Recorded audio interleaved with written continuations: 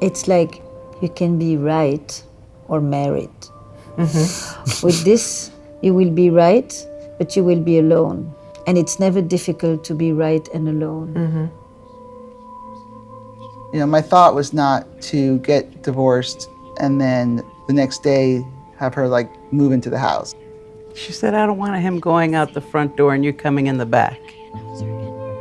5 nights out of the week, she wouldn't sleep in bed with me. The sofa kicked my ass. I couldn't compete with the sofa. I've learned another person can't completely fill all the needs that you have inside you. I told her I didn't know it was going to be like this, that once we had a child that I would be like downgraded, because it's now like all about the kids. This is going to sound cheesy. That's okay, we like cheese. But it's, I forget what the movie's called, but the You Make Me Want to Be a Better Man. It's kind of like that, where she brings that out of me. And when's the last time you told her that? About 10 seconds ago. So you're gonna do it again, but this time you can look at her rather than me. You make me want to be a better man. Is anything that is for you selfish? Yes. So she becomes your sin. Yes.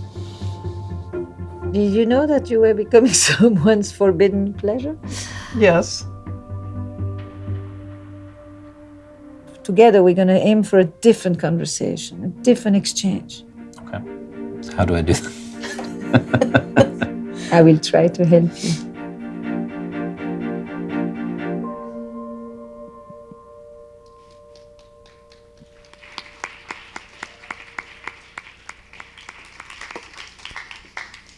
So let's talk about love. At one point I wondered, what did it mean that I was the last speaker of the day, so that you could all go to the bar right afterwards? But it was my schedule. I've been a therapist for 35 years, helping people to navigate the challenges of modern relationships. And when I think about love, I'm not only thinking about romantic love, even though it is a central preoccupation of my work, but I really think about the landscape of where relationships exist at this point. What is really outstanding at this moment is how much relationships are rapidly changing, all of them. The norms are literally shifting under our feet, and we are often making the rule book as we go. For a long time, all relationships, for that matter, were quite clearly codified. We had religious systems, we had social hierarchies, we had structures of incentives and prohibitions that told us who we were and what was expected of us and what we were supposed to do. Adults knew how to talk to kids, kids knew how to treat their parents, husbands knew what to say to their wives, and wives knew what not to say to their husbands. And everything was quite in place. There was a lot of certainty, a lot of clarity, and very little personal expression, and very little freedom, and very little choice. We have shifted in all realms of relationships from a model of rules to a model of choice, from a model of duty and obligation to a model of options and self-clarification. We have also shifted from certainty to uncertainty and self-doubt. We have never invested more in love than we do today, and we have never divorced more in the name of love than we do today. Never have romantic relationships been as invested with expectations that have literally created a new Olympus. The few people who succeed seem to be doing it better than most of the relationships of the past, says Relay Finkel. But the vast majority doesn't seem to reach the expectations that they invest in their romantic enterprises. So, my question is, how do we get there? Like, what happened? What is a very short little history of love that would help us understand where we are and where we are going? We lived in villages for quite a long time, and in communities. And these communities gave us a sense of identity and a sense of belonging. In the community, you know who you were, you know what was expected of you, and you got a strong sense of anchoring and of continuity and of legacy. All these very grounding experiences of our lives. In a very short amount of time, we moved to the cities. And in the cities, we became a lot more free and also a lot more alone. And anywhere you're going to turn today that looks at the literature on relationships and on modern love, you're going to hear lamentations on two main topics: belonging and loneliness. The loss of belonging, sometimes called the loss of community, the loss of appartenance, the loss of coherence, and loneliness, which at this point has become the most important vital marker of health, more important, more critical than health insurance or food. And by the way, everything that is not doing well for women is generally worse for men. If women can be lonely, it's worse for men. If women can be depressed, men succeed at suicide. If women have health issues, men's health is worse. And on like this. There's only one marker where men do better than women, and that's in marriage. The quality of life in men goes up in marriage, and the quality of life of women goes down. Too exhausted from caretaking, something like that. But one of the things that happened in that community is that love, which was basically, encapsulated in a marital enterprise, was primarily an economic unit. In fact, love and passion have always existed, but they existed outside of the institution of marriage. The institution of marriage was rather pragmatic. It was economic. It was for companionship, for survival, for family life, and for social status. And it had no exit. You married once, you were married for life, and if it didn't go well, you could always hope for an early death. That was the exit. It's a very important thing to understand what it means when you have an exit, and especially what it means when women can begin to have an exit too. In this model, there were a few major attributes. You didn't have an exit, and intimacy was primarily defined as a convivencia, a way of living together and sharing the vicissitudes of everyday life.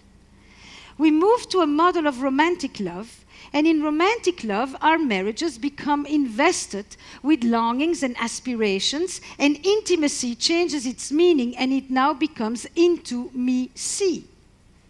And into-me-see means that now I'm going to talk with you, and I'm going to share with you my deepest assets, and that's no longer my dowry or my hurts. My deepest assets is my internal life.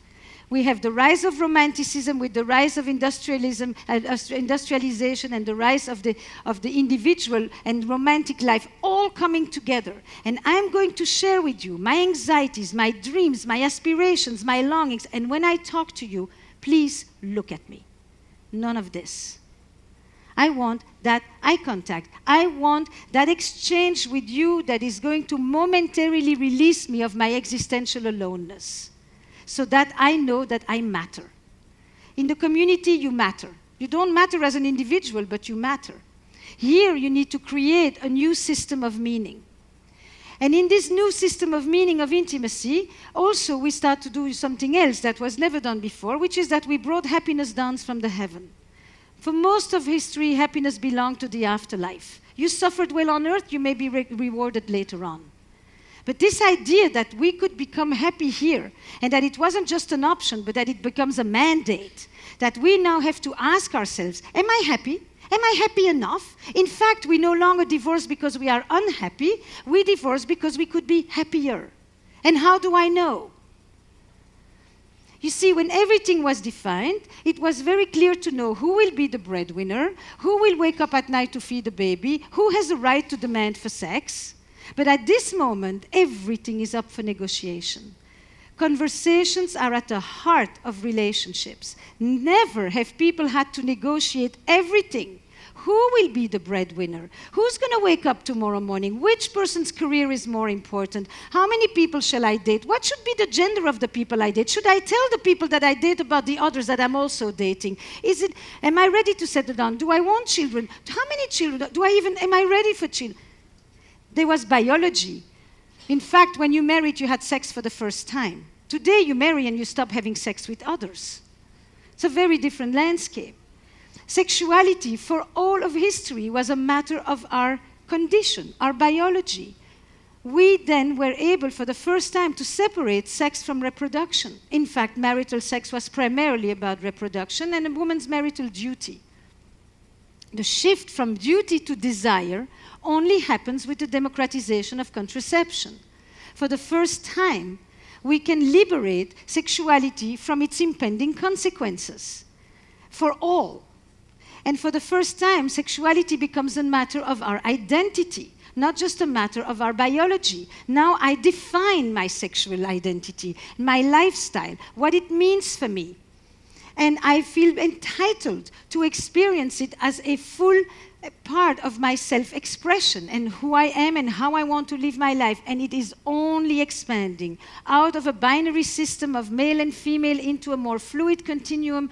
Sexuality has become one of the central markers of identity, of power structures, and you know where this goes and where we are at this moment around that. So this idea that we need to negotiate, that we need to talk about things that we never had to talk about, is actually happening both in our private lives, in our romantic lives, in our family lives, but also in our workspaces. In fact, there is something very interesting happening that has been coined by Eva Illouz as emotional capitalism. Emotional capitalism is basically the confluence of what has happened in our emotional life and what has happened in our economic lives. What do I mean? In our emotional lives, today, we are actually seeking our partners with a means that has more and more resembled market economics. We have apps. We have 1,000 people at our fingers so that we can date. We have to choose. We have to choose who is going to be the one and only, who is going to be the soulmate. The soulmate, which at this moment is almost like a confluence between the spiritual and the relational. We are looking for the soulmate to give us that sense of belonging, that sense of meaning, that sense of ecstasy, that sense of transcendence. Everything that people used to look for in the realm of religion has now been transposed to the romantic sphere.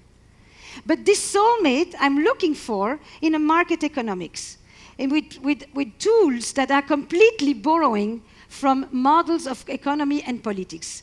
I talk about a bargain. I talk about if this is a good deal. I talk about my return on investment. I talked about this isn't what I signed up for.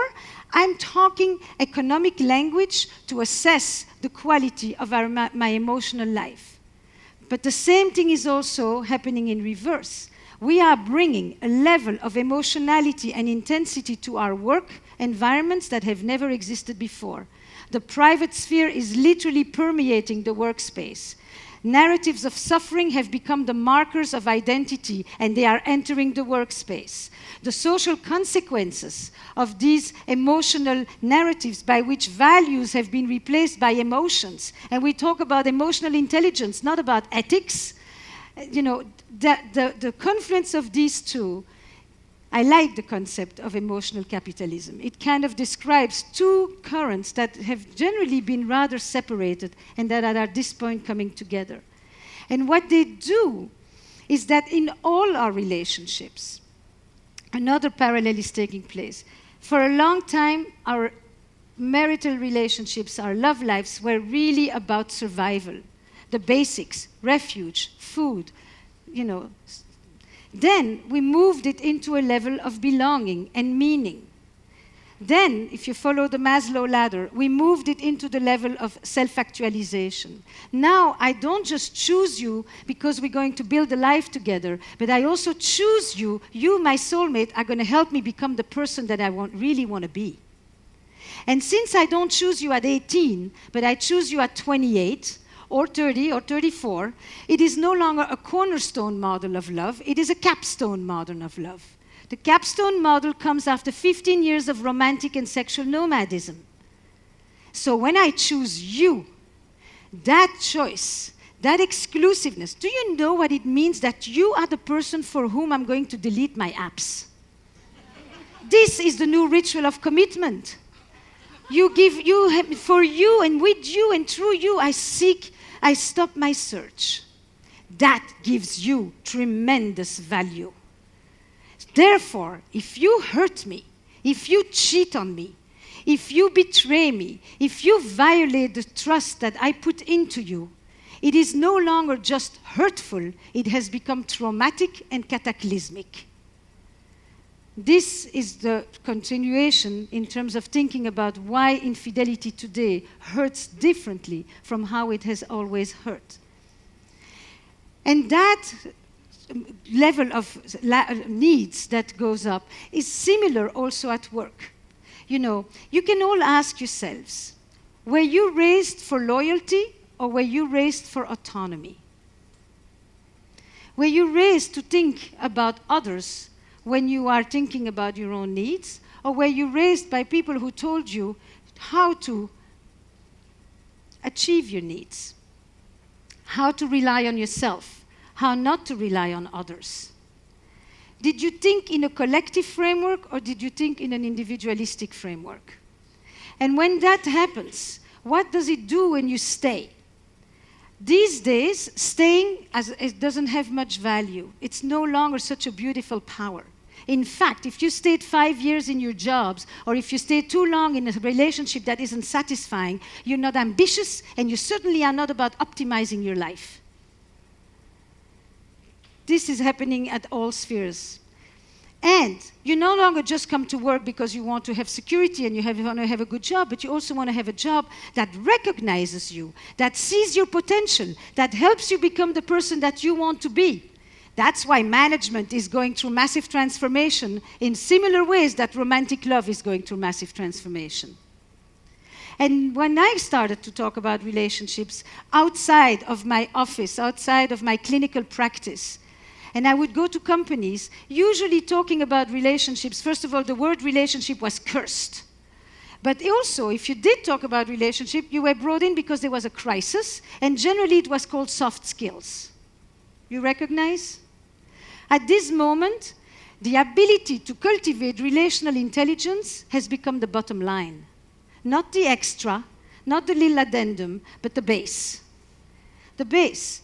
Because if you are lonely, in life or at work, if your relationships with your co-workers or everybody around you are lousy, if you cannot share anything about you, about the fact that there are 44 million people who are caregivers just in this country alone, and that there is a reason why you came late this morning, if you cannot bring the private to the professional, your performance, your analytic skills, your strategic prowesses will all suffer. The new bottom line has become the relational dimension. And for that, people need to have all kinds of difficult conversations that they've never known to have. They don't know how to have them in their relationships, and they don't necessarily know how to have them at work. What do I mean by difficult relationships? For the first time, we need to negotiate boundaries in a way that we never had to. You know, in the history of love, monogamy has always meant one person for life. In the modern history of love, monogamy means one person at a time. And many people will very comfortably tell you that they are monogamous in all their relationships, plural. You want to tell that to your grandparents. We are using the same words, and the meanings have dramatically altered. We use the word marriage, it just doesn't mean the same. We use the word love, the feeling is the same. But the entire means for communication, the entire means for courting, for dating, for mating is completely transformed. Many people are exchanging with another person digitally without hearing the voice, which is part of why I wanted you to just hear people talk about love rather than just text about it. The means of communication don't alter a feeling, but they do alter a feeling. It's a both and. Let me ask you something, just as I know who I'm talking to. How many of you would say that you are currently in a relationship? And how many of you would like to be in a relationship? And how many of you would like to be out of the relationship you're in, at least on occasion? Because ambivalence is not an embarrassment. Relational ambivalence, our ability to grapple with contradictory feelings inside our relationships, is actually very natural. In fact, probably the most important challenge of modern love at this moment is how we are trying in one relationship to reconcile often fundamentally different human needs. We want the same relationship to give us security and stability and dependability and reliability, but we also want that same person to give us surprise and novelty and mystery and awe and passion and all of that. We want to have familiarity, but not too much so that we cannot stifle the surprise. And we want to have continuity, but we don't want to be bored by the routines. We really are trying for the first time to bring together the anchor and the waves, commitment and freedom, autonomy and loyalty, love and desire. And love these days doesn't seem to be that strong. It seems that for many people, desire often takes over. It says, this is good. I like what I have, but is this it? Can there be more? Can there be better? Can there be new? And this model that is encouraged in a consumer economy has also penetrated our romantic lives. These two are meeting each other back and forth. So the bonds and the connection that you create with other people will always provide you with more meaning, more happiness, and more well-being than any other human experience. Basically, it is the quality of your relationships that determines the quality of your life. And I like to imagine a world in which you can experience your relationships with aliveness, with vitality, with vibrancy, because you as individuals, you as partners, you as organization people, all know the difference between a relationship that is not dead and a relationship that is alive.